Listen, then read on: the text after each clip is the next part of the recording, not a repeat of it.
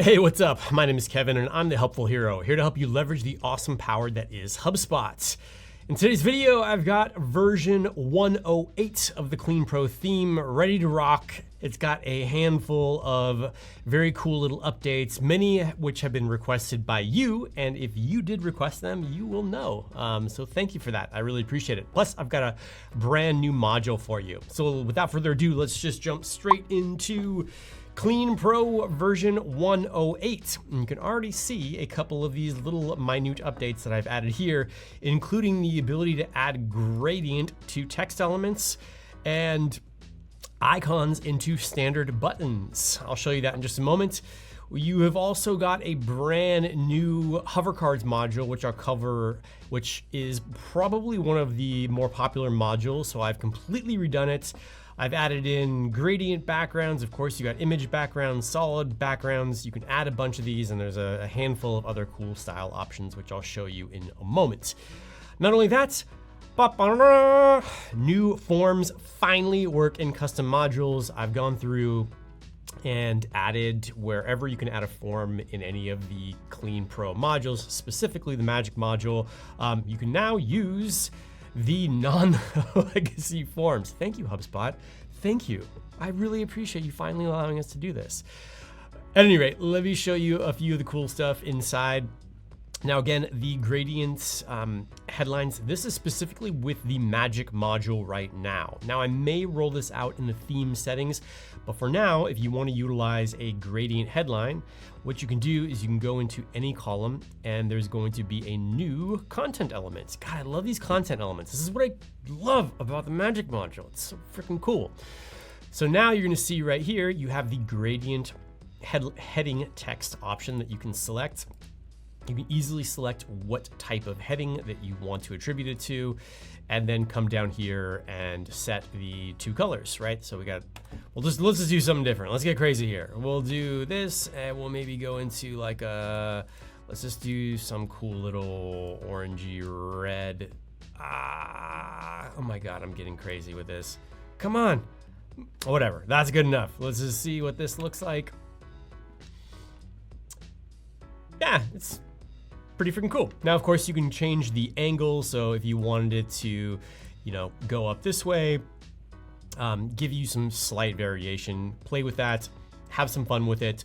The one thing that I did notice in some of these new content elements, if you don't see it populate right away, just play with these settings and reset them, and then it'll just pop right in. Of course, you can still align the text. So if you want it on the left, right, center, you fully have those options as well. Okay, let's move on. The next thing that you can look forward to is actually with the standard buttons here.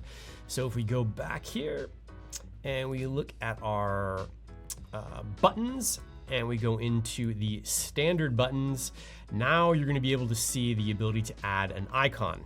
Any icon that you want to add in here. Let's just add Apple because I'm such a fanboy of Macs.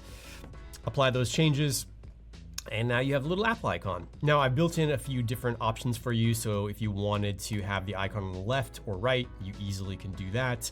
You can change the size of the icon if you need one that's a little bigger or smaller, and then of course change the color for the standard state and the hover state. Now again, with this as well, if you don't immediately see the icon show up when you attribute it here, just play with these settings, make sure they get registered in the module, and then it'll kick right in. I don't know why this has been happening to HubSpot lately, where I'll drag something in, it won't work quite right away, but then once I dial in the settings, it does.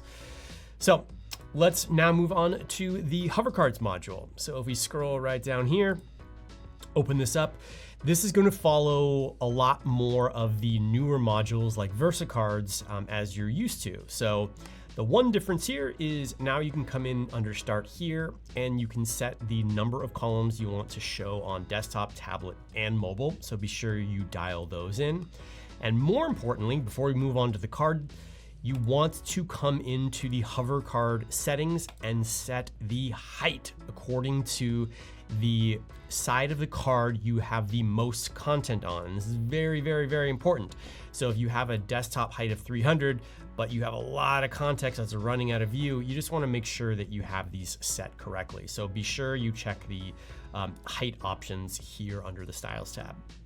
Now let's go back to content. As you go into each of these cards, you're going to have the standard state and the hover state. For the most part, these are very consistent. So of course, there's the content. You can align it at the bottom, like this card, in the center, or at the top. So you have all those settings built in. And then when you go into the actual background type, you have the ability to add a color, an image, or even a gradient. So you can get really creative with how you want these to look. Of course, there's some other options, including the overlay, especially if you have a background image. Now, there's one other important thing I want to call out here, and that is the ability to actually create a link from the entire card. Now, if you do that, you want to make sure that you do not have calls to action or links anywhere in the rich text editor, because a link within a link is just going to send you into a parallel universe and you'll probably never come back. And I wouldn't want that for you. So make sure if you have the entire card as a link, you don't have a link within a link. With that, you can go back to the Styles tab and come under the other style sections. You can add borders, border radius for those beautiful rounded corners that we all know and love. And then if you want to add a drop shadow, there are settings there. Now, all of these styles are going to ripple effect across all of the cards. So you only have to set these once, not per card. And last but not least, let's move on to the most popular question that I get in my email for the last 6 months, practically. And that is, Kevin, why can I not add a new form to a custom module? Well, HubSpot finally allowed us to do this. So if you are using the Magic module or any of the other modules, you can come under here and select form. And now you're gonna see all those new forms pop up. So that's all built in. And that is what you can expect in version 108. Again, I can't thank you enough for all of the feedback, the little nudges for little things here and there.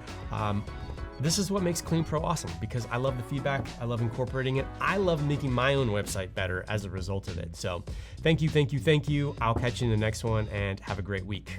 Later.